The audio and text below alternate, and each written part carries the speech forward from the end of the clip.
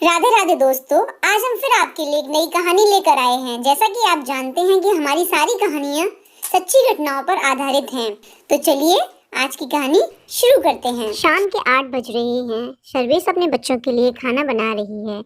तभी अचानक दरवाजा खटकने की आवाज आती है। सर्वेश अपनी बड़ी बेटी दीपा से कहती है, जाके देख तो कौन आया है इस समय। वो जाती है और दौड़ कर वापस आती है। सर्वेश कहती है, क्या हुआ, कौन आया है? तो दीपा कहती है कि मम्मी वो गांव से। तभी दीपा के पीछे एक औरत खड़ी है जो रो रही है। उसे देखकर सर्वेश कहती है, तुम यहाँ क्या कर रही हो? क्यों आई हो तुम यहाँ? तुमको किसने बताया कि हम यहाँ हैं? और वो औरत जोर जोर से रोने लगती है। उसके हाथ में एक बच्चा है। उसे नीचे बैठाकर सर्वेश के पैरों में गिरकर खूब रोती है। कहती है, दीदी मुझे माफ़ कर दो, मैंने तुम्हारे साथ बहुत गलत किया, इसीलिए शायद भगवान ने मेरे साथ गलत किया। लेकिन सर्वेश कहती है, तुम यहाँ कैसे और क्यों आई हो? लेकिन वो किसी बात का जवाब न देकर और खूब सिसक सिसक कर रोने लगती है। सर्वेश कहती, अच्छा ठीक है, पहले तुम चुप हो जाओ, फिर बताओ क्या हुआ है। दीदी मैं कहीं की नहीं रही, मुझे घर से निकाल दिया। मैंने आपका बुरा किया, इसीलिए ये सब मेरे साथ हुआ।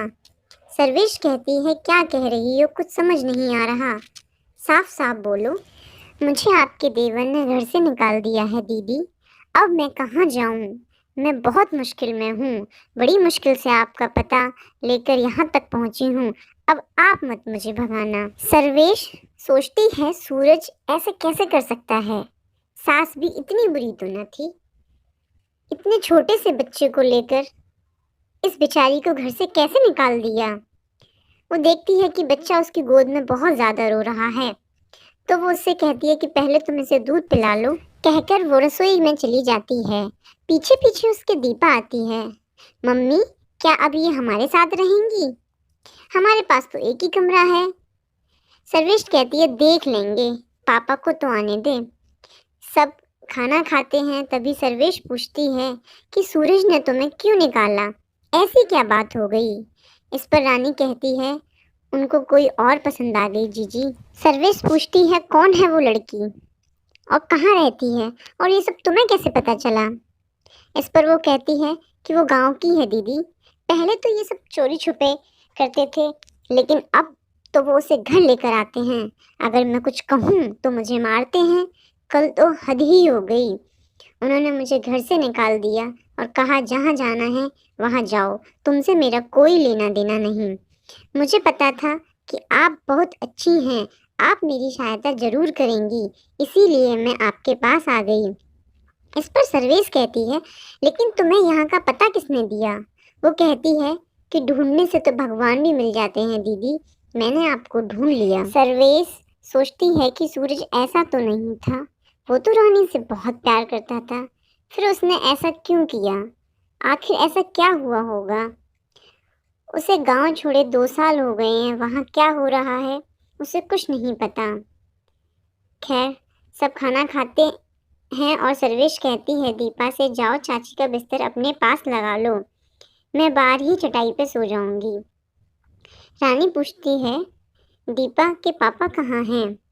वो कहती है कि वो गाड़ी पर हैं, वो लेट आएंगे, तुम जाओ बच्चों को लेकर सो जाओ। सर्वेश बाहर बरामदे में लेटी है और सोचती है कि कैसे उसे 2 साल पहले गांव छोड़कर यहाँ भाग कर आना पड़ा। दरअसल 2 साल पहले तक वो गांव में ही रहती थी, अपने बच्चे और सास ससुर और एक देवर सूरज के साथ। सब कुछ बहुत अच्छे से चल रहा था, लेकिन उसका पति प्रमोद, जो खुश मिजाज भी है और अड़ियल भी, जो उसे अच्छा लगता वो वही करता। उसकी कभी भी अपने बाप से नहीं बनी, बचपन से ही उसका स्वभाव सबसे अलग है और उसे लड़ना होगा तो वो छोटी सी बात पर लड़ जाएगा, अगर नहीं लड़ना होगा तो कितनी भी बड़ी बात हो उसको हंस के टाल देगा। उसने गांव में बहुत लोगों से लड़ाई कर रखी है, कई लोगों से तो उसकी दुश्मनी भी है। कार चलाता है और गांव में 1 या 2 महीने में एक बार आता है। जब से उसकी शादी हुई है सर्वेश से, तब से उसकी लड़ाई झगड़े थोड़े से कम हो गए हैं, लेकिन पापा से उसका अब भी 36 का आंकड़ा है। बाप बेटे में कभी भी नहीं बनती और न वो कभी एक दूसरे के सामने पड़ते हैं। सर्वेश उसी घर में सबके साथ उससे सब ठीक से व्यवहार करते हैं और वो भी अपने सारे काम बखूबी करती है। ऐसे ही इनकी शादी को 12 साल हो गए हैं कि 3 बच्चे हैं। सबसे बड़ी बेटी दीपा, बेटा भानु और सबसे छोटी बेटी नेहा। प्रमोद के पिता अक्सर कहते रहते हैं कि मैं अपनी जायदाद में से तुझे 1 फूटी कौड़ी नहीं दूंगा। इस बात से प्रमोद को बहुत गुस्सा आता और वो कहता कि मैं एक दिन तुम्हें मार दूंगा। इसी बात का एक पड़ोसी चाचा फायदा उठाते हैं और एक दिन जब प्रमोद कार चला के वापस आता है तो उसको भड़का देते हैं कि तेरे पिताजी ने तेरी सारी प्रॉपर्टी तेरे छोटे भाई सूरज के नाम कर दी है। यह बात सुनकर उसे गुस्सा आया और वो कहीं से बंदूक ले आया और उसने अपने पापा पर चला दी। पूरे घर में अफरा तफरी मच गई। पापा के सामने माँ आ गई और गोली उनको कंधे पर छूकर निकल गई। सूरज अपनी माँ को लेकर अस्पताल गया। यहाँ गांव वालों ने पीछे से पुलिस को खबर कर दी और इस हालत में प्रमोद को गांव से भागना पड़ा। सर्वेश अपने बच्चों के साथ वहीं पर है। अभी 1 महीने पहले ही सूरज और रानी की शादी हुई है। ये सब होने के बाद रानी सर्वेश को खूब ताने देती। कोई भी खाने की चीज होती तो बच्चों को दिखा दिखा कर खाती। प्रमोद 3 महीने तक घर नहीं आया। ये 3 महीने सर्वेश और बच्चों के 3 साल जैसे कटे। एक एक पाई के लिए मोहताज हो गए। खाने तक के लिए लाले पड़ गए। सर्वेश इतना ही सोचती रहती कि आखिर ऐसा क्या हुआ जो उसको पता नहीं चला। प्रमोद ने अपने ही पिता पर गोली क्यों चलाई? दिन रात उसके दिमाग में बस यही चलता रहता। कितने दिन हो गए प्रमोद की कोई खबर नहीं। आखिर वह कहाँ है, कैसा है, किस हाल में है?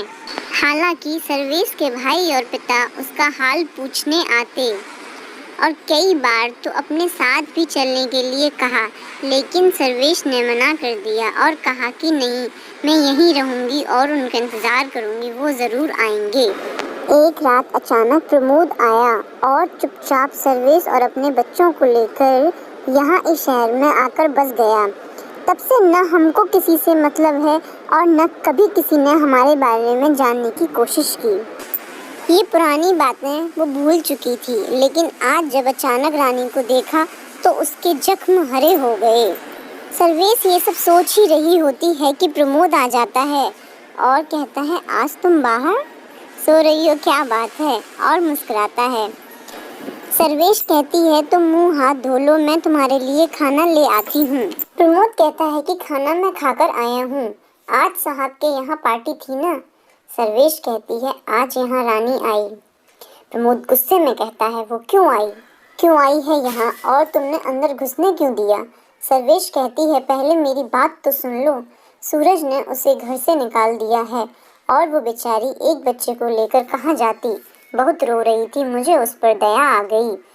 प्रमोद कहता है, सूरज ने इसे क्यों निकाल दिया? उसे ऐसा नहीं करना चाहिए था। उससे कह देना कि वो अपने घर चली जाए। यहाँ रहना हमारे लिए और उसके लिए, दोनों के लिए ठीक नहीं है। गांव में सभी औरतें अपने जेठ और ससुर से पर्दा करती हैं और बोलती भी नहीं हैं, तो रानी भी ऐसा ही करती है। वो न अपने जेठ से बोलती है और पर्दा भी करती है।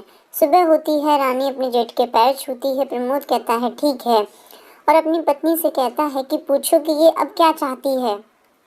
रानी अपनी जेठानी से कहती है कि मुझे मेरा हिस्सा चाहिए, मेरा बेटा है, उसको इसका हक मिलना चाहिए, मैं कोर्ट जाऊंगी। इस पर प्रमोद कहता है कि कैसे करोगी केस, उसमें तो पैसे लगते हैं और हमारे पास तो इतने पैसे हैं नहीं। रानी कहती है, मैंने खबर भिजवा दी है, पापा आ जाएंगे मुझे लेने। प्रमोद कहता है, जो तुम्हें ठीक लगे करो, हमारा किसी से कोई लेना देना नहीं है और इंसानियत के नाते जो हमसे बन पड़ेगा वो हम करेंगे। 2 दिन बाद रानी अपने पापा के साथ चली जाती है। किसी वकील से मिलकर उसने सूरज पर केस कर दिया। अब रानी का यहाँ आना जाना लगा रहता है, कभी तारीख के बहाने तो कभी बच्चे की बीमारी के लिए। अब वो अक्सर यहाँ आती है। ऐसे ही 6 महीने बीत जाते हैं। कई दफ़ा तो प्रमोद खुद उसे तारीख पर ले जाता। दोनों का साथ में आना जाना, वक्त गुजारना अब तो पर्दा भी नहीं रहा। रानी का यौवन सर्वेश की तपस्या पर भारी पड़ रहा था। प्रमोद जब रानी के साथ होता तो उसे न सर्वेश का त्याग नजर आता और न ही बच्चों के मासूम चेहरे। एक दिन जब रानी तारीख करने आई, उसी दिन सर्वेश पड़ोस में गीतों में गई हुई थी। प्रमोद और रानी को मौका मिल गया। वो दोनों पास बैठे एक दूसरे का हाथ पकड़े बातें कर रहे थे कि अचानक दीपा अपनी माँ के पास से आती है और उन्हें साथ में देख लेती है। क्या होगा जब सर्वेश को पता चलेगा कि जिसको उसने सहारा दिया उसी ने उसका घर उजाड़ दिया। आगे की कहानी जानने के लिए हमारे चैनल को सब्सक्राइब और बेल आइकन भी दबाएं ताकि हमारी कहानी सबसे पहले आप तक पहुंच सके।